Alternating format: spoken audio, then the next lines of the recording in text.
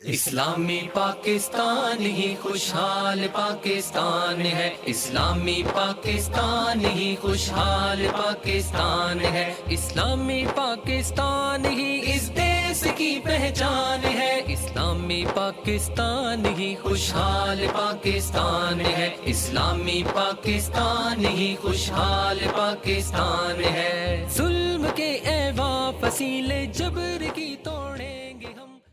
اب میں بغیر کسی تاخیر کے محترم امیر جماعت اسلامی پاکستان جناب سراج الحق صاحب کو دعوت دیتا ہوں کہ وہ آئیں اور آپ سے مخاطب ہوں۔ جناب سراج الحق صاحب۔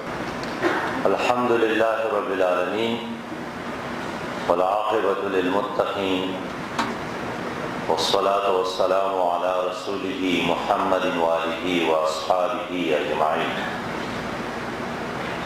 اما بعد فاعوذ باللہ من الشیطان الرجیم، بسم اللہ الرحمن الرحیم، وجاہد فی اللہ حق جہادہ هو اجتباکم وما جعل علیکم فی الدین من حرج ملۃ ابیکم ابراہیم هو سماکم المسلمین، صدق اللہ العظیم۔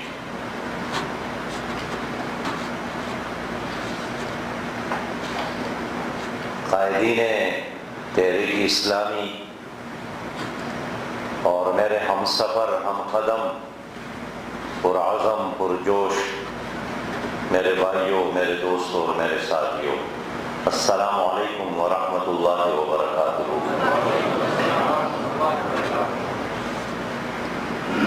میرے لیے اس مجلس میں شرکت ایک سعادت بھی ہے، باعث ثواب بھی ہے اور ایک اپرچونٹی بھی ہے،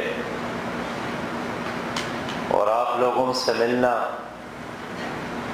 اور ان لوگوں کے چہروں کو دیکھنا جو خالص اور خالص اور خالص اللہ رب العالمین کے لیے اکٹھے ہوتے ہیں، ایک دوسرے سے ہاتھ میں لاتے ہیں، پوری معنی کے ساتھ ایک دوسرے کو السلام علیکم کہتے ہیں، اور پوری خلوص کے ساتھ اور معنی کے ساتھ وعلیکم السلام کہتے ہیں، جن کی دوستی بھی اللہ کے لیے اور جن کی دشمنی بھی اللہ کے لیے، جن کا دینا بھی اللہ کے لیے اور منع کرنا بھی اللہ کے لیے، جو صبح بھی کرتے ہیں اللہ کے نام سے اور شام بھی کرتے ہیں اللہ کے نام سے، ایسے لوگوں کے ساتھ میرے چند لمحے بھی میرے لیے بہت بڑی سعادت ہے۔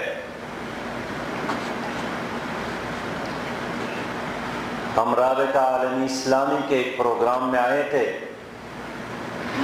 اور غنیمت سمجھ کر ہم نے آپ سب بھائیوں کے ساتھ ملنے کا بھی ارادہ کیا تھا، اور اللہ رب العالمین نے ہمیں اس میں کامیابی عطا فرمائی۔ میرے ساتھ اس قافلے میں جناب عبدالغفار عزیز صاحب بھی ہے، جو جماعت اسلامی پاکستان کے مرکزی ذمہ داران میں سے فارن افیئر کو ڈیل کرتے ہیں۔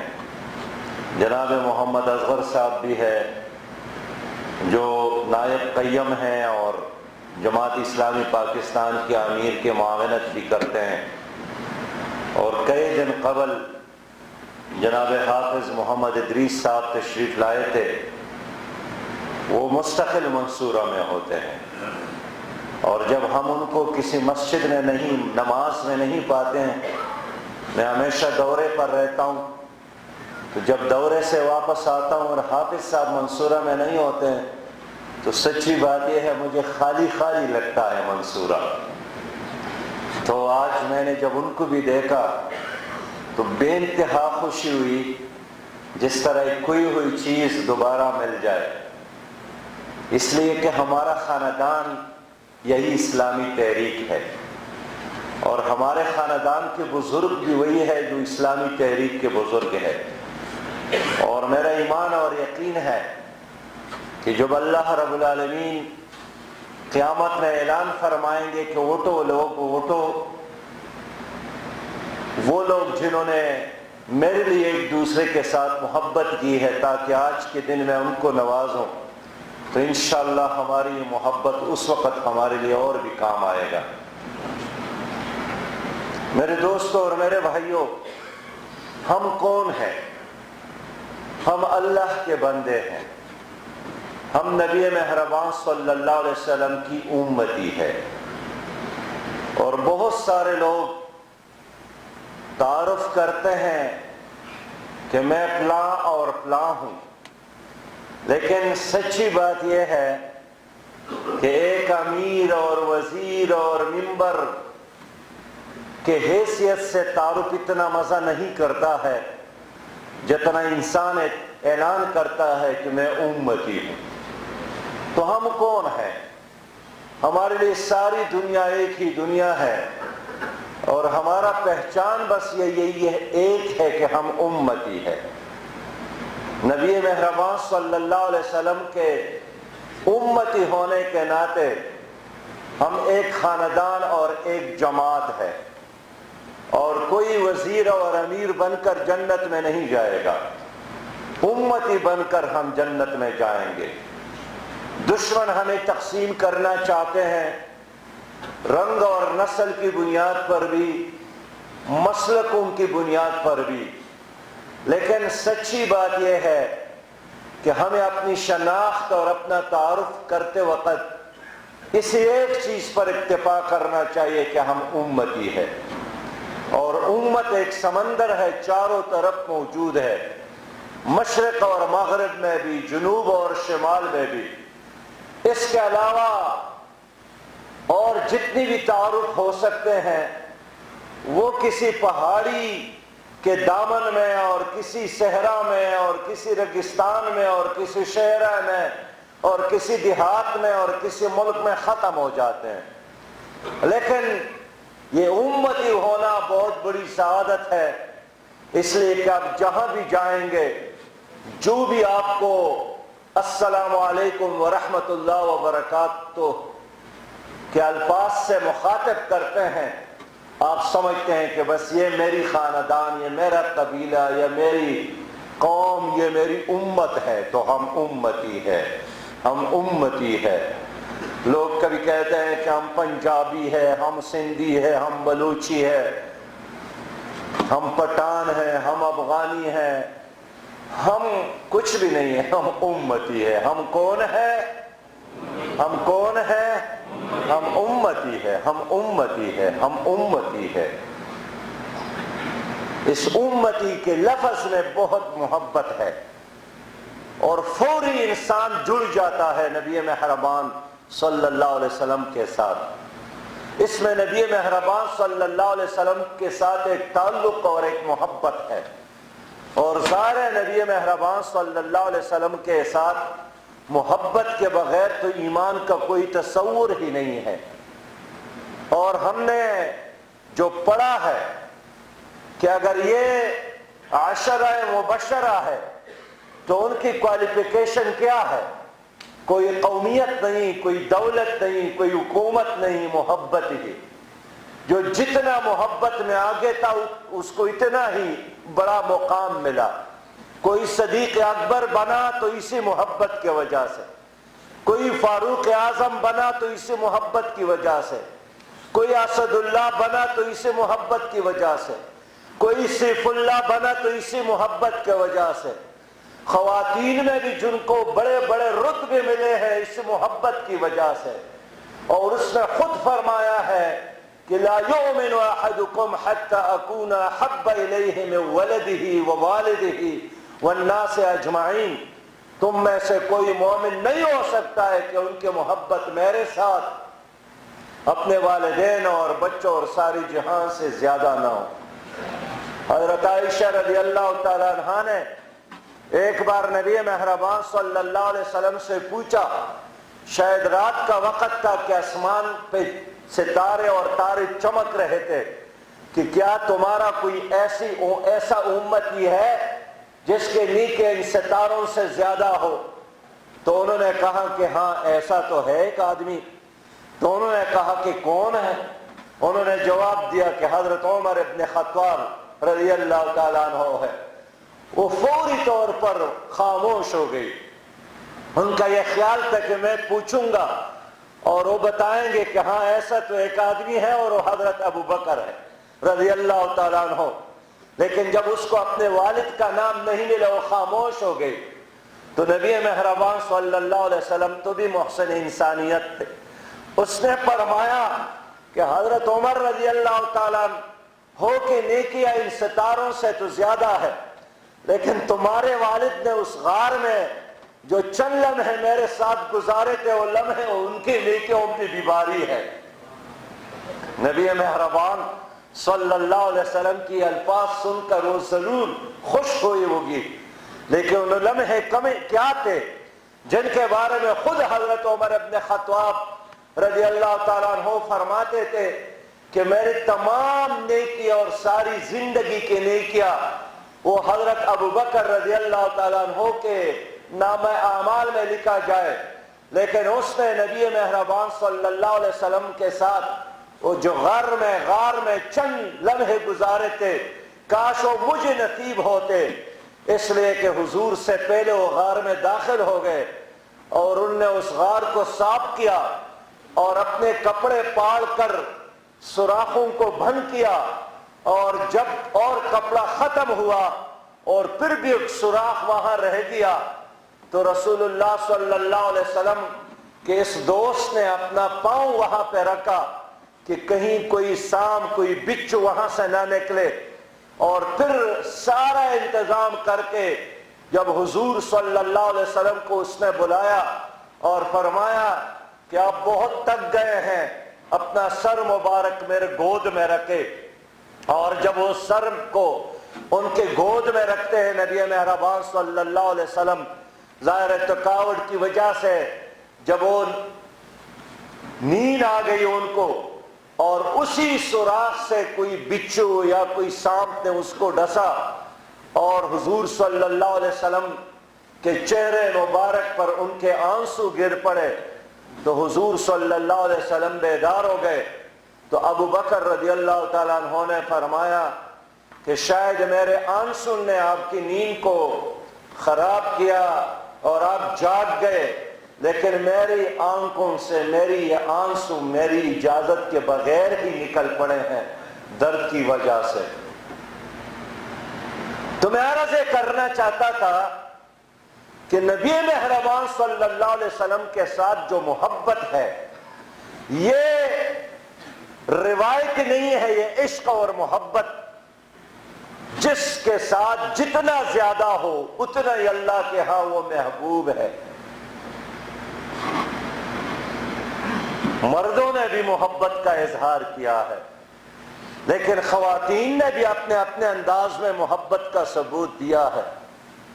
حضرت عائشہ رضی اللہ تعالیٰ عنہ فرماتی ہے کہ لنا شمسن وللآفاق شمسن، میرا بھی ایک سورج ہے اور آسمانوں کا بھی ایک سورج ہے، وہ شمسی خیر من شمس السماء، لیکن میرا جو سورج ہے یہ آسمان کے سورج سے بہت زیادہ خوبصورت ہے۔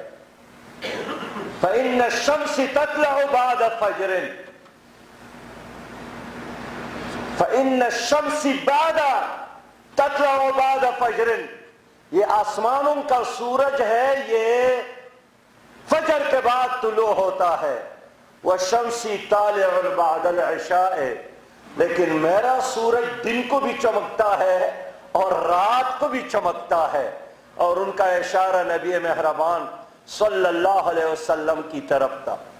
تو میں خیر یہ عرض کرنا چاہتا تھا کہ آج اگر ہم یہاں پر جمع ہیں تو ہمارا بنیادی رشتہ وہ امتی ہونے کا رشتہ ہے، اور اس امت کا سربراہ نبی مہربان صلی اللہ علیہ وسلم ہے۔ تو اس امت میں ان لوگوں کو بڑے رتبے ملے ہیں جنہوں نے نبی مہربان صلی اللہ علیہ وسلم کے ساتھ اس کام میں معاونت کی جس کام کے لیے اللہ رب العالمین نے اس کو مبعوث فرمایا تھا، اور وہ کام کیا تھا هو الذي ارسل رسوله بالهدى ودين الحق ليظهره على الدين كله وَكَفَى بِاللَّهِ شَهِيدًا۔ محترم دوستو، ہمارا یہ کام بھی وہی کام ہے کہ ہم اللہ کا دین غالب دیکھنا چاہتے ہیں۔ یہ غلبے کا کام کرنا، غلبے کے لیے امید اور غلبے کے لیے کام، یہ انبیاء کا کام ہے۔ یہ ان انبیاء کا کام ہے جو حقیقت میں انسانیت کے سردار ہے۔ اللہ نے حکم دیا ہے وَمَا وَصَّيْنَا بِهِ إِبْرَاهِيمَ وَمُوسَى وَعِيسَىٰ أَنْ أَقِيمُوا الدِّينَ وَلَا تَتَفَرَّقُوا فِيهِ۔ ہم نے ابراہیم علیہ السلام، موسیٰ علیہ السلام اور عیسیٰ علیہ السلام کو یہی حکم دیا تھا کہ دین غالب کرو اور فرقوں میں نہ پڑو۔ ہمیں افسوس ہے کہ آج کا مسلمان فرقوں میں پڑ گیا ہے اور جو حقیقی فرض اور حقیقی کام تھا، دین غالب کرنا اور دین کے غلبے کے لیے کام کرنا، وہ بھول گئے ہیں۔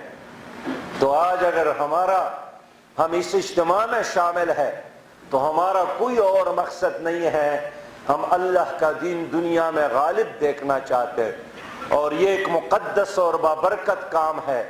حضور نبی کریم صلی اللہ علیہ وسلم نے فرمایا ہے کہ موقف ساعت فی سبیل اللہ خیر من قیام اللیلۃ القدر عند الحجر الاسود۔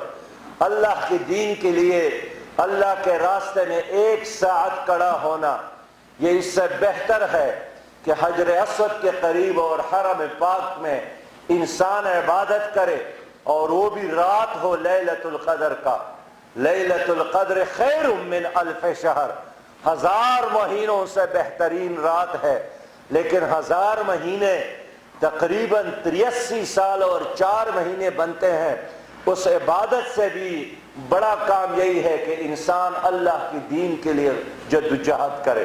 بس میرے پیارے بھائیوں اور دوستو، اس لیے اللہ جس کو چاہتا ہے اس کا انتخاب اس کام کے لیے کرتا ہے۔ تو اللہ کی دین کے لیے کام کرنا، اللہ کی دین کے لیے صبح اور شام کرنا، اللہ کی دین کے لیے لوگوں کو بلانا، اللہ کی دین کے لیے لوگوں کو منظم کرنا، اللہ کی دین کے لیے انسانیت کی خدمت کرنا، اللہ کی دین کے لیے اپنے آپ کو تکا دینا، یہ انبیاء کا کام ہے۔ باقی رہ گئی بات پیٹ کا، تو پیٹ تو بکری کا بھی ہے، بینس کا بھی ہے، سام کا بھی ہے، گیدڑ کا بھی ہے، گدے کا بھی ہے، انسان کا بھی ہے۔ بھوک تو ہر زندہ چیز کو لگتی ہے، لیکن انسان کو اگر اللہ نے ممتاز بنایا ہے اور پورے مسلمان کو اللہ رب العالمین نے خلیفہ بنایا ہے، تو وہ اس کام کی وجہ سے وہ کام کیا کرتے ہیں۔ قرآن میں اللہ نے فرمایا ہے کہ والذین کفروا یتمتعون ویأکلون کما تأکل الانعام، جو کافر ہیں وہ جانوروں کی طرح کھاتے ہیں، اس لیے کہ جانور کی زندگی کا مقصد بھی پیٹ بھرنا اور خواہشات پورا کرنا ہے، اور انسان کی زندگی کا مقصد بھی پیٹ بھرنا اور خواہشات کی تکمیل بن جائے تو یہ بالکل جانور ہے۔ وَيَأْكُلُونَ كَمَا تَأْكُلُ الْأَنْعَامُ، یہ انعام میں سے ہے، یہ جانوروں میں سے ہے۔ اس لیے یہ آنکھیں، یہ کان، یہ ناک، یہ چہرے، یہ انسان ان کے ایک جیسے ہیں، ہندوؤں کا بھی، سکھوں کا بھی، یہودیوں کا بھی، مسلمانوں کا بھی، لیکن عقیدہ انسان کو ممتاز بناتا ہے، عقیدہ انسان کو ان سے جدا کرتا ہے۔ تو اگر ہم نے اخلاص اور شعور کے ساتھ یہ اعتراف کیا ہے کہ ان صلاتی و نسکی و محیای و مماتی للہ رب العالمین، کہ میری نماز اور میری قربانی اور میری زندگی اور میری موت اللہ رب العالمین کے لیے ہے، تو اس کا مطلب یہ ہے کہ آپ نے شعوری طور پر اسلامی تحریک کو سمجھا ہے۔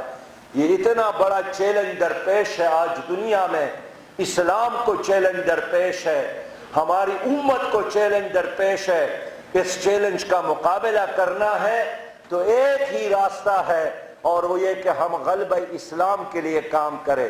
لوگ دنیا میں کام کرتے ہیں کہ کوئی قوم غالب آ جائے، کوئی خاندان غالب آ جائے، کوئی پارٹی غالب آ جائے، لیکن خاندان اور پارٹی اور لیڈر اور پیر یہ نجات کا ذریعہ نہیں ہے۔ ہماری اس جدوجہد کا اول اور آخر مقصد یہی ہے کہ اللہ کا دین غالب آ جائے۔ ہماری خوش قسمتی ہے کہ ہم دنیا میں اس خطے سے تعلق رکھتے ہیں جس کا نام پاکستان ہے، اور ہمیں فخر حاصل ہے کہ مدینہ منورہ اور مدینہ طیبہ کے بعد اگر اس کائنات میں کوئی خطہ، کوئی ملک، کوئی دھرتی موجود ہے جو لا الہ الا اللہ کی بنیاد پر بنا ہے تو صرف اور صرف پاکستان ہے۔ اس لیے عراق عراقیوں کا ہے، افغانستان افغانیوں کا ہے، ترک ترکیوں کا ہے، لیکن پاکستان ایک ایسا ملک ہے جو کسی قوم یا قبیلے کا نہیں ہے۔ پاکستان لا الہ الا اللہ محمد الرسول اللہ کا ہے، اور مجھے خوشی ہوتی ہے کہ ہمارے پارلیمنٹ کے ماتھے پر بھی لا الہ الا اللہ محمد الرسول اللہ لکھا ہے۔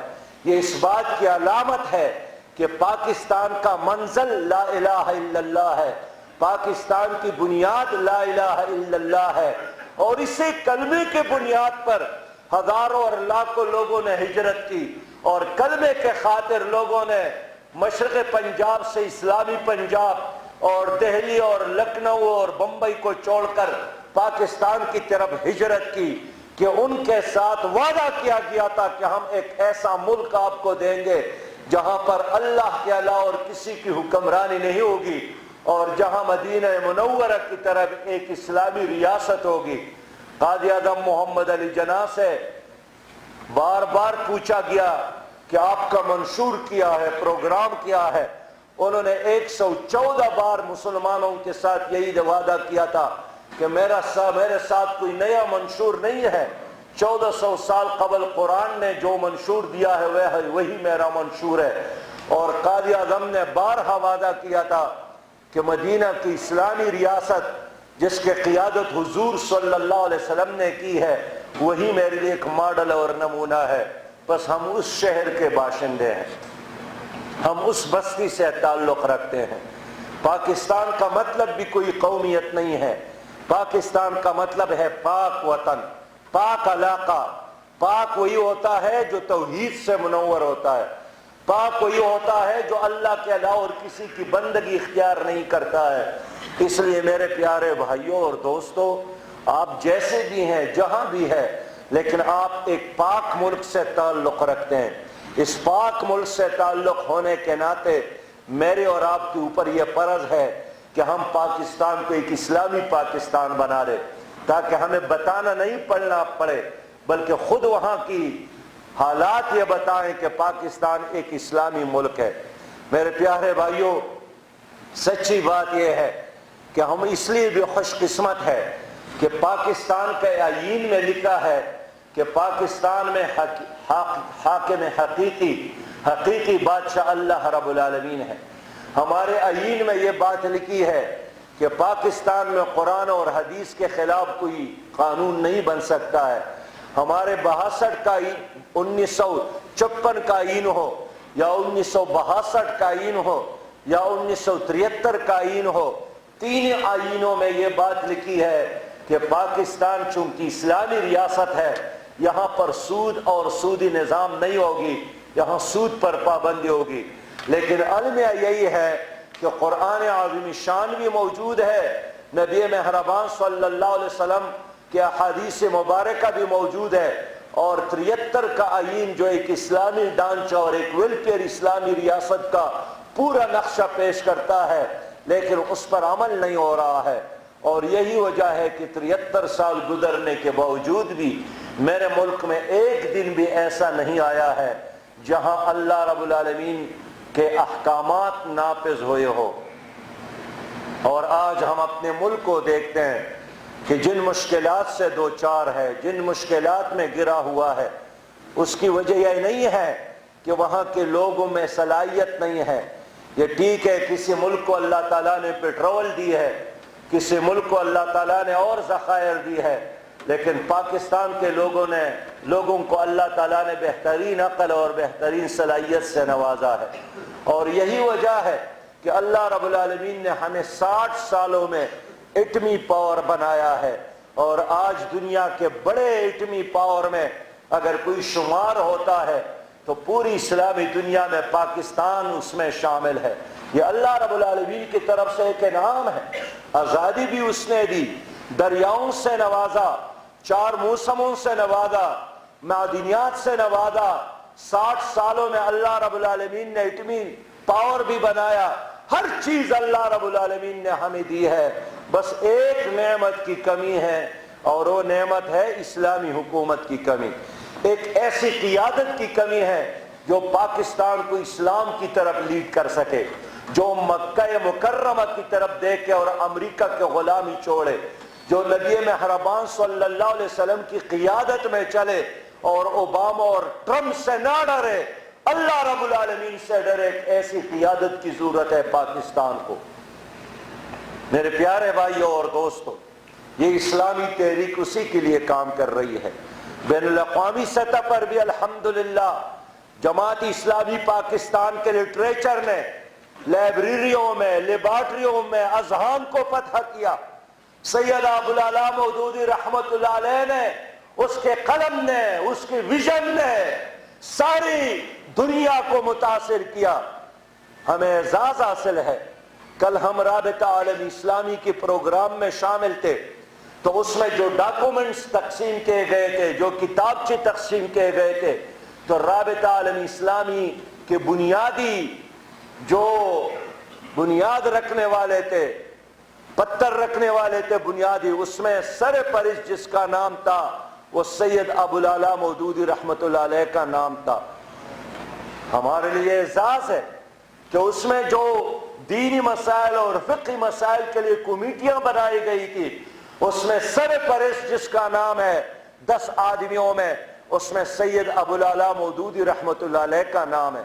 اس لیے ہماری یہ تحریک، یہ ایک علمی تحریک بھی ہے، یہ ایک روحانی تحریک بھی ہے، اور بین الاقوامی سطح پر بھی، ملکی سطح پر بھی ہم نے ان چیلنجز کا مقابلہ کیا ہے جو امت کو درپیش ہے، جو اسلام کو درپیش ہے۔ میرے پیارے بھائیوں اور دوستوں، اس لیے ہمیں یہ اللہ تعالیٰ نے موقع دیا ہے کہ ہم ایک اسلامی تحریک سے تعلق رکھتے ہیں، جن کا مقصود اللہ رب العالمین ہے، جن کے ہاتھوں میں دستور قرآن کریم ہے، جن کا قائد اور رہبر رہنما وہ نبی مہربان صلی اللہ علیہ وسلم ہے۔ اس لیے ایک پوری ویژن کے ساتھ، پوری روشنی میں ہم نے 70 سال سفر کیا ہے۔ لوگ کہتے ہیں کہ آپ لوگوں نے کیا کمایا اور کیا کھویا؟ ہم نے کچھ بھی نہیں کھویا، ہم نے کمایا ہے، اس لیے کہ ہم نے اخلاص کے ساتھ اللہ کی رضا کے لیے سارا سفر کیا ہے۔ لیکن اتنا تو ضرور کہوں گا کہ 1946 میں جب سید ابوالعلا مودودی رحمت اللہ علیہ سیالکوٹ تشریف لائے تھے، اور انہوں نے وہاں خطاب فرمایا تھا کہ بہت جلد وہ دن آنے والا ہے کہ جب کمیونزم کو ماسکو میں پناہ نہیں ملے گی، اور لوگ ہنس پڑے کہ کمیونزم نے تو چیکوسلواکیا اور ہنگری اور پولینڈ پر قبضہ کیا اور ساری دنیا پر قبضہ کیا، اور یہ مولانا کہتے ہیں کہ ان کو ماسکو میں پناہ نہیں ملے گی۔ لیکن آج وہ دن ہم دیکھ رہے ہیں کہ وہ کمیونزم لائبریریوں میں بھی آپ کو نہیں ملے گا، ماسکو میں بھی آپ کو نہیں ملے گا، چائنا بھی آپ کو نہیں ملے گا۔ اس لیے کہ مولانا مودودی ایک عالمی ربانی تھے، ایک مرد درویش تھے، اللہ رب العالمین نے اس کے ان پیشن گوئی کی لاج رکھی ہے۔ اسی طرح مولانا مودودی رحمت اللہ علیہ نے فرمایا ہے کہ سرمایہ دارہ نظام کو واشنگٹن میں جگہ نہیں ملے گی، اور آج ہم دیکھ رہے ہیں کہ جہاں ورلڈ بینک کے اجلاس ہوتے ہیں، خود مغرب کے لوگ مغرب کے سرمایہ دارانہ نظام کے خلاف جلوس نکالتے ہیں، اور یہ بات ثابت ہو رہی ہے کہ مستقبل کا معاشی نظام وہی ہوگا جو قرآن نے انسانیت کو دیا ہے۔ مغرب کے نظام نے انسان کو ننگا کیا، مغربی کلچر نے انسان کو تنہا کیا، باپ اور بیٹا کے رشتہ ختم ہے، ماں اور بیٹی کے رشتے ختم ہیں، کوئی شوہر اپنی بیوی پر اعتماد نہیں کرتا ہے، اور کوئی بیوی اپنے مرد پر اعتماد نہیں کرتا۔ انسان کو تنہا بھی کیا، ننگا بھی کیا۔ لیکن یہ اسلام ہے جو انسانوں کو جوڑتا ہے، جو رشتوں کو جوڑتا ہے، جو کپڑے پہناتے ہیں، جو محبت پیدا کرتے ہیں، رنگ اور نسل سے انسان کو بالا تر بناتے ہیں۔ مستقبل مستقبل مستقبل اسلام کا ہے۔ میں ایک مثال پیش کرتا ہوں. میں خیبر پختونخوا میں فائنانس منسٹر تھا. ہم نے خیبر پختونخوا میں غیر سودی بینکاری کا آغاز کیا تھا. ایک ہی سرکاری بینک تھا. اس سے 2 سال بیوروکریسی نے ہمارا راستہ روکا کہ آپ خیبر کو برباد کر رہے ہیں اور آپ خیبر کو غرق کر رہے ہیں. اخبارات میں، انگریزی اخبارات میں بڑے بڑے بیانات لگے. تو ہمارے بینک میں جرمنی کا پیسہ تھا. جرمنی کو جب یہ پتہ چلا کہ خطرناک لوگ آئے ہیں تو انہوں نے پیسے نکالنے کے ارادہ میں جرمنی گئے. محمد اصغر صاحب میرے ساتھ، یہ بھی میرے ساتھ تھے. وہاں جرمنی بینک کے صدر سے جب ہم نے 2-3 گھنٹے مذاکرات کیے، پہلے تو انہوں نے ہمیں زیادہ لفٹ نہیں کیا، لیکن جب خورشید صاحب نے 1 گھنٹہ لیکچر دی تو پھر وہ سیدھا بیٹھ گئے. اور جب دوسرا گھنٹہ شروع ہو گیا تو بالکل شاگرد کی طرح بیٹھ گئے. اور تیسرے گھنٹے میں اس نے کہا کہ آپ کے ساتھ جو نظام ہے یہ انسانیت کے لیے فلاح کا نظام ہے، ہمارا نظام فلاح کا نظام نہیں ہے. میرے پیارے بھائیوں، مستقبل اسلام کا ہے. اس میں روحانی سرور اور سکون کا نظام بھی ہے. اس میں رشتوں کو پامال کرنے کے بجائے جوڑنے کا نظام بھی ہے. ایک خاتون کو تنہا کیا، اسی خاتون کو اسلام ایک زبردست معاشری سپورٹ مہیا کرتا ہے. لیکن ان تمام نظام اور خوابوں کی تکمیل کے لیے پاکستان میں ایک اسلامی حکومت کا قیام ناگزیر ہے. جماعت اسلامی پاکستان اس کے لیے کام کر رہی ہے. میں اللہ کا شکر ادا کرتا ہوں کہ آج یہ ٹھیک ہے کہ کچھ لوگوں نے سرمایہ کی بنیاد پر یا عالمی اسٹیبلشمنٹ کا سپورٹ لے کر، اور اس سے بھی بڑھ کر عالمی اسٹیبلش کا غلام میڈیا نے بڑے چھوٹے لوگوں کو بڑا بنایا ہے. اپنے پروردہ غلاموں کو ہماری قوم پر مسلط کیا ہے. دن رات میڈیا کے ذریعے مصنوعی لیڈرشپ کو پروان چڑھانے کے لیے مغربی میڈیا اور اس کا اسٹیبلشمنٹ کام کر رہی ہے. اس لیے کہ اس دن سے وہ بھی ڈرتے ہیں کہ کہیں اس ملک میں اسلامی نظام نہ آ جائے. وہ جو اقبال نے شیطان کے الفاظ دہرائے ہیں کہ خال خال اس قوم میں اب تک نظر آتے ہیں، وہ کرتے ہیں اشک سحرگاہی سے جو ظالم وضو. ڈرتے ہیں کہ کہیں وہ لوگ نہ آ جائے جو راتوں کو اٹھتے ہیں، جو قرآن کی تلاوت کرتے ہیں، لیکن الحمدللہ ہر دن ہمارا کامیابی کی طرف جاری ہے.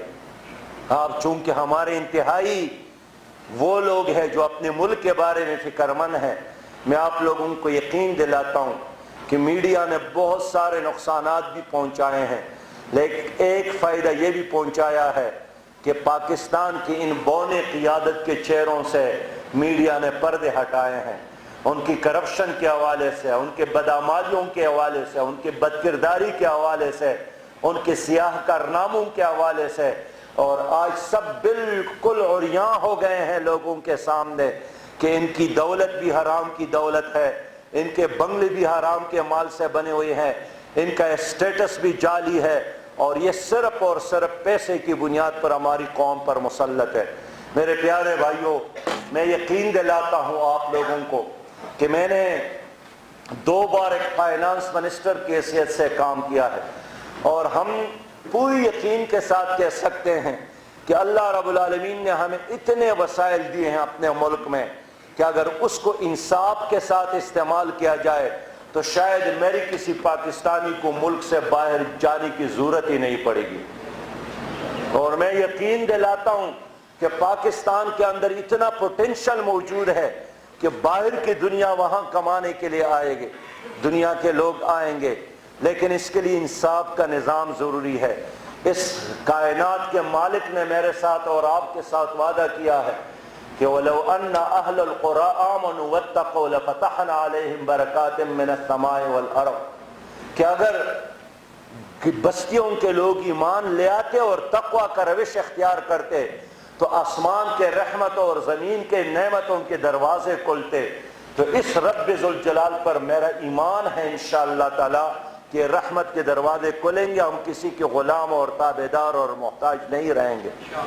اللہ رب العالمین نے ایک دن بھی ہمیں موقع دیا، پہلے دن میرا کام یہی ہوگا. اگر اللہ نے مجھے ایک دن بھی پاکستان میں اختیار دیا، پہلا آرڈر آف دی ڈے یہی ہوگا کہ پاکستان میں ہم سودی نظام پر پابندی لگا دیں گے، اس لیے کہ سود تمام ام الخبائث ہے۔ اور میں نے جب دین کا مطالعہ کیا تو میرے رب نے بے نمازی کے ساتھ، بدکار کے ساتھ، شرابی کے ساتھ جنگ کا اعلان نہیں کیا، میرے رب نے جس پد کے ساتھ جنگ کا اعلان کیا ہے وہ سود خور ہے۔ تو کیسے ہم ترقی کریں گے کہ جب سود خوروں کی حکومت ہے ہمارے اوپر، سود کو پروموٹ کر رہے ہیں۔ میرے ملک کے صدر نے علماء کو بلایا اور ان سے اپیل کی کہ سودی نظام ہماری مجبوری ہے، اس لیے کوئی راستہ نکال دو۔ تبدیل ہونے کے لیے تیار نہیں ہے، قرآن کو تبدیل کرنے کی خواہش رکھتے ہیں۔ کیا یہ کسی مولوی کے اختیار میں ہے کہ وہ اللہ رب العالمین کی آیت کو تبدیل کرے؟ اس لیے ہم نے ایک طرف ہم گئے ہیں سپریم کورٹ میں کرپشن کے خلاف، پاناما اسکینڈل کے خلاف، لیکن دوسرے طرف ہم وفاقی شرعی عدالت میں سود کے خلاف بھی جنگ لڑ رہے ہیں۔ اب تک ہم اپنی عدالت کو یہ سمجھا رہے ہیں، وہ ہم سے پوچھتے ہیں کہ کیا ہمارا یہ اختیار ہے کہ ہم سود کو ختم کریں؟ ہم یہی سمجھا رہے ہیں کہ بابا یہی تو آپ تمہارا اختیار ہے کہ آپ سود کو ختم کریں۔ آپ حکومت کو ایڈوائس دے دے، آرڈر دے دے، اگر یہ حکومت پھر بات نہیں مانتی ہے عدالتوں کی تو پھر اس کے خلاف اٹھنا یہ ہمارا کام ہے۔ اس لیے اپریل میں یہ کیس چلے گا، لیکن ہم نے ارادہ کیا ہے کہ جس طرح ہم نے کرپشن کے خلاف ٹرین مارچ کیا، کرپشن کے خلاف بڑے جلسے کے، اس طرح سودی نظام کے خلاف بھی انشاءاللہ تعالی ہم ہر وہ راستے اختیار کریں گے جس کے ہمیں اللہ نے حکم دیا ہے انشاءاللہ تعالی۔ لوگ دانلی کے خلاف دھرنا دیتے ہیں، ہم نے ارادہ کیا ہے انشاءاللہ کہ سود جیسے کینسر بیماری کے خلاف ہمیں ہر احتجاج کرنی چاہیے۔ میں اپنے ملک کے عوام کو ایک سود فری پاکستان دینا چاہتا ہوں، ہم اپنے ملک کے عوام کو ایک کرپشن فری پاکستان دینا چاہتے ہیں، ہم اپنے ملک کے عوام کو ایک ایسا پاکستان دینا چاہتے ہیں جس میں کوئی غریب بھوکا نہ سوئے، جس میں کوئی بیٹا ہمارا تعلیم سے محروم نہ رہے، جس میں کوئی ہماری بچی قلم اور کتاب سے محروم نہ رہے۔ یہ تب ممکن ہے جب وسائل کا منصفانہ تقسیم ہو جائے۔ مجھے علم ہے، میرے ساتھ وقت کم ہے، ہمارے ایک خاندان نے گزشتہ تھوڑے عرصے میں اپنی سیکورٹی پر 7 ارب روپے سے زیادہ لگائے ہیں، 7 ارب ایک خاندان پر۔ لیکن ملک کا کیا حال ہے؟ ہمارے ایک صدر پاکستان کے باغیچے پر 3 کروڑ روپے سالانہ بجٹ بنتا ہے کہ ان باغیچے میں جو کام کرے گا اس پہ جو خرچ آتا ہے۔ اس طرح صدر کے علاوہ وزیر اعظم کے ایک باغیچے پر 2 کروڑ 35 لاکھ روپے خرچ ہوتے ہیں سال میں۔ 2 کروڑ 35 لاکھ اور 3 کروڑ کو ملا دے، آپ ایک صوبے میں کیا کچھ نہیں کر سکتے ہیں، آپ ایک علاقے میں کیا کچھ نہیں کر سکتے ہیں۔ لیکن سچی بات یہ ہے کہ ہمارے ملک پر اب بھی اسی طرح مغل بادشاہ مسلط ہے جن کا خیال ہے کہ یہ ملک کسی نے ان کو خراج میں دیا ہے یا ان کے والدین نے ان کو فتح کیا ہے۔ تو اس قوم کو بیدار کرنا ہے، قوم کو شعور دینا ہے۔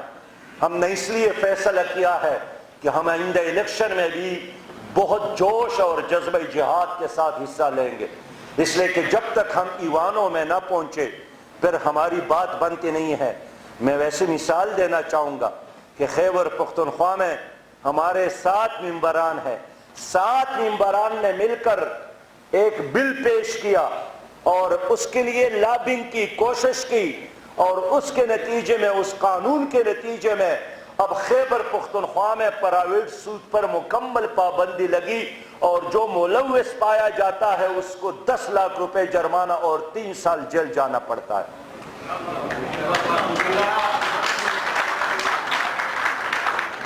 اب ہماری پوری پولیس اس چیز پہ لگے ہیں کہ کہیں پرائیویٹ سود کا راستہ بند ہو جائے، لیکن سرکاری سود چونکہ اسٹیٹ بینک کے ساتھ تعلق رکھتا ہے اس پہ ایک صوبے کا بس نہیں چلتا ہے۔ ہمارا یہی کام، آپ کے 4 قومی اسمبلی کے ممبران ہیں، ایک بین الاقوامی ادارے نے سروے کیا ہے کہ 245 قومی اسمبلی میں کن کی کارکردگی اچھی ہے تو 10 ممبران اچھے نکلے جس میں 4 کے 4 جماعت اسلامی کے ہیں.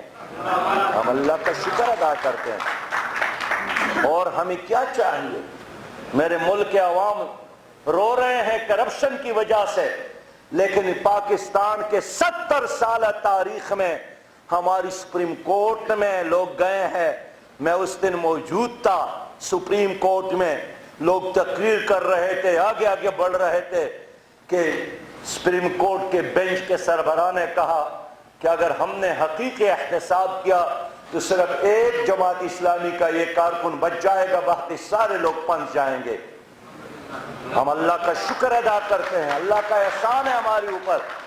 اس لیے ہم نے الیکشن میں جانے کا فیصلہ کیا ہے کہ میری قوم کے ساتھ اور کوئی چوائس نہیں ہے پاکستان کو مستحکم اور ایک سپر پاکستان بنانے کے لیے، وہ صرف اور صرف جماعت اسلامی ہے. تو اس عظیم کام کے لیے میں آپ سے کہنا چاہتا ہوں کہ بہت سارے لوگ مجھ سے رابطہ کرتے ہیں کہ ہمیں ٹکٹ دے دے، لیکن میں کسی ایسی جاگیردار اور سرمایہ دار کو ٹکٹ نہیں دوں گا جن کا پیسہ حرام کا ہو، جن کا کردار غلط ہو، جن کی ساری ہسٹری بربادی کا ہو. اس لیے میں کلین لوگوں کو ٹکٹ دوں گا، اور کلین لوگ اور پاک باز لوگ اور سچے خادم ہم اس کو اپنے امیدوار بنائیں گے. لیکن الیکشن ہمارے ملک میں اب ایک ایسا مشکل کام بن گیا ہے کہ ابھی ضمنی الیکشن ہو گئے، ایک ایک حلقے میں 1 ارب سے زیادہ لوگوں نے خرچ کیا. اور مجھ سے لوگ پوچھتے ہیں کہ آپ لوگوں نے کیسے الیکشن کیا؟ تو جب سارے حلقوں میں ایک ایک امیدوار 70 اور 80 کروڑ روپے خرچ کرتے ہیں، وہاں حافظ ادریس صاحب موجود ہے.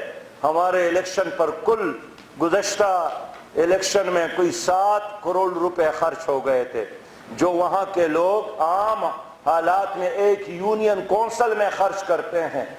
اس لیے میرے پیارے بھائیوں، ہماری پشت پر عالمی اسٹیبلشمنٹ نہیں ہے، ہماری پشت پر کوئی سمگلر نہیں ہے، کوئی ٹھیکیدار نہیں ہے.